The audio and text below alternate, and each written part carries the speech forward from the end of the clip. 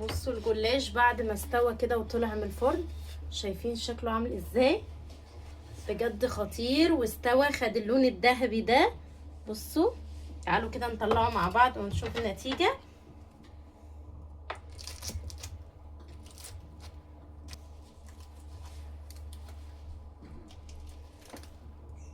بصوا مورق ازاي وخطير. ما تنسوش بقى لو اول مره تشوفوني عشان يوصل لكم كل جديد تعملوا لي متابعه في القناه.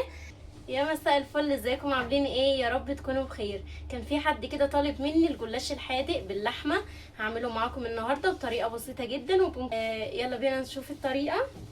هنزل باول حاجه كده معلقه سمنه بلدي، حرفيا هتودي الاكله في حته تانية.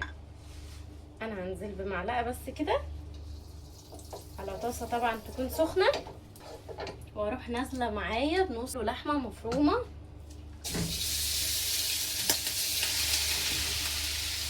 الاول كده على السمنه،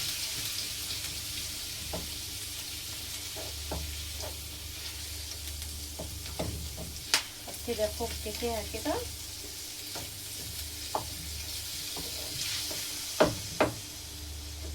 نقول مع بعض المكونات. ده نص كيلو لحمه مفرومه، عليه طماطمايه كبيره كده مبشوره، وقرنين فلفل رومي، على قرن شطه كده حامي. ممكن تستخدمي فلفل الوان، هيدي برضو طعم. ده اللي موجود وكان متوفر عندي، فانت لو عملتي ممكن تجيبي فلفل الوان هيديها طعم حلو. وطبعا معايا الجبنه الموتزاريلا هستخدمها برضو، والبصل انا عملته في الكبه عشان يبقى ناعم كده بالشكل ده عشان انا احطه على اللحمه. طبعا الجلاش بتاعي انا بحب الجلاش ده، الزهار ده حلو وسعره مناسب جدا وحلو معايا. هفك كده اللحمه على النار. عايزه اقول انتي حابه تحطي حاجه غير السمنه البلدي ممكن تحطي سمنه عاديه، ممكن تحطي زيت براحتك، بس انا استخدمت السمنه البلدي هتفرق في الطعم وفي الريحه. وهنا كده فكيت الكتل بتاعه اللحمه عن بعض كده وابتدت تاخد التشويحه بتاعتها. هنزل عليها ببصلتين كبار مضروبين كده في الكبه زي ناعمين كده زي ما انتم شايفين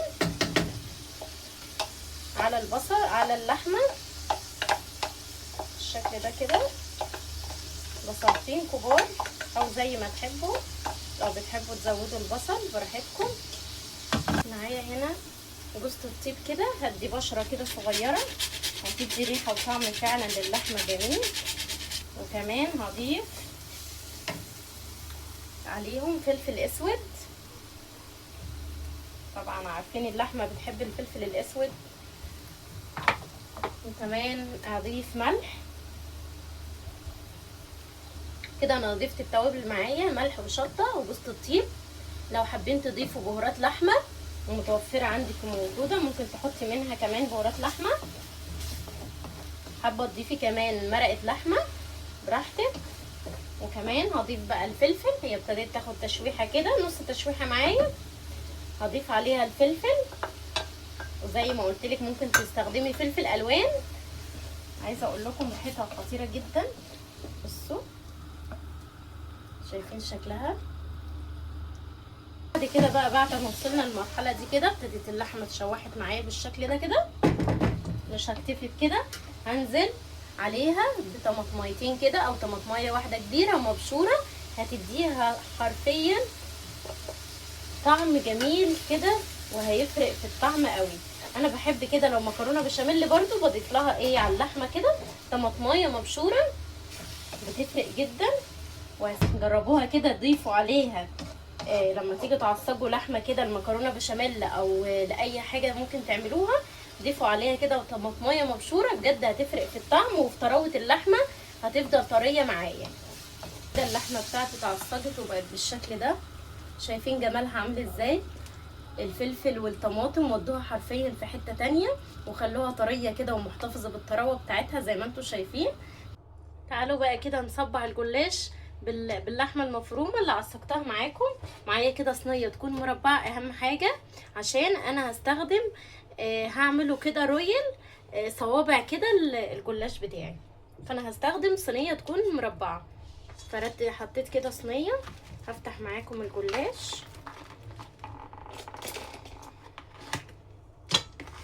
طلعوا كده.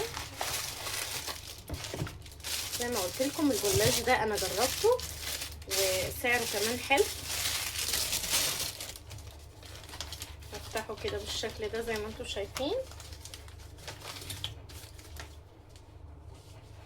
افردوا كده. شايفين الجلاش بجد ده جميل جدا. هاخد كده طبقتين بطبقتين وهركن الباقي كده على جنب واسيبه كده اغطيه بفوطه عشان ما ينشفش. وهاخد كده طبقتين هفردهم كده في الصينيه بتاعتي. هدهنهم سمنه. انا خلطت سمنه عاديه على سمنه بلدي عشان ايه تدي ريحه. لو انتوا حابين حاجه معينه اهم حاجه تكون ماده دهنيه وتكون ايه كويسه. هفرد كده ايه السمنه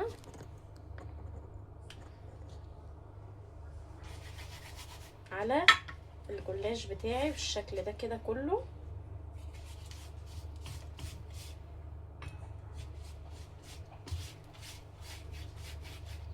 لو عندك بقى البخاخ ممكن ايه تستخدميه.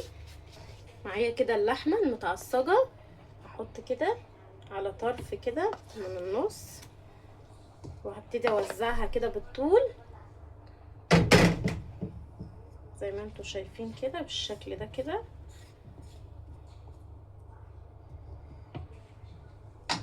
بصوا وهعمل كده كده. ممكن تستخدمي 3 طبقات بس انا ايه حبيت 2 بالشكل ده كده. وهفضل الف كده الف واللحمه هتتوزع معايا لحد الاخر. بقى معايا كده بالشكل اللي انتوا شايفينه ده. هدهن الصينيه بتاعتي.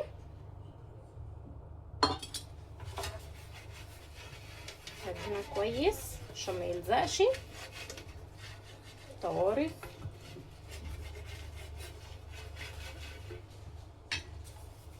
وهرص الرويال بتاعي بالشكل ده كده على حجم الصينيه.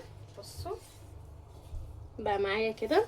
هكمل ايه بنفس الطريقه لحد ما املى الصينيه. عايزه اقول لكم بقى ايه ممكن نعمل تركه حلوه كده. ممكن ازود كده جبنه الموتزاريلا بتاعتي. احط كده حبه كده على اللحمه في وسط ايه الجلاش. يعني ايه نكتفي كده ايه بحبه صغيرين في النص. مش هزود عشان احط على الوش كمان. كملت الصينيه زي ما انتوا شايفين بقت معايا بالشكل ده كده. هكمل ايه من على الوش كده وهبتدي اديها دهنه كده سمنه زي ما تحبوا. زي ما قلت لكم مش لازم سمنه بلدي بس اي ماده دهنيه كده سمنه عندك حطي منها. هاجي كده بالسكينه وهقسمه على 3 قطع. يعني الواحده تبقى على 3. فقطعته معايا بالشكل ده كده زي ما انتوا شايفين. هدخله الفرن لحد ما يبتدي ياخد اللي هو اللون الاصفر. انا مش هسيبه يستوي. اكون جهزت معاكم الخليط السائل. تعالوا كده نجهز الخليط اللي انا هشرب بيه الجلاش مع بعض. كسرت كده بيضه زي ما انتوا شايفين. عليها كوبايه لبن هنزل بيها على البيضه ورشه ملح ورشه فلفل اسود. وهبشر كده جوز الطيب حبه صغيره كده بتاع معلقه بتبقى جميله كده على اللبن كده. بشرتها بقت بالشكل ده كده. هقلب كده الخليط ده. عايزه اقول لكم ريحه فظيعه. بصوا كده خد نص اللون الذهبي كده زي ما انتوا شايفين. هو ما استواش بس ايه خد اللون ده كده معايا. وانا كنت جهزت له ايه بقى الخليط بتاعه اللي عملته معاكم. هبتدي ايه بمعلقه كده وهشربه من الخليط ده كده. بصوا انا شربته بالشكل ده كده زي ما انتوا شايفين. مش هكتفي بقى بكده، معايا بقى الجبنه الموتزاريلا، وهاخد منها كده، هي دي مبشوره، هاخد منها كده واحط ايه في الطوارف كده وفي النص. طبعا ده اختياري، لو حابه تضيفيها براحتك. بصوا، وكمان بقى هكمل عليه سوا وارجع لكم. بصوا الصابع بصبعه ازاي، بصوا شكله عامل ازاي، ولا الجبنه من جوه كده. عايزه اوريلكم كده من جوه بيشد بالجبنه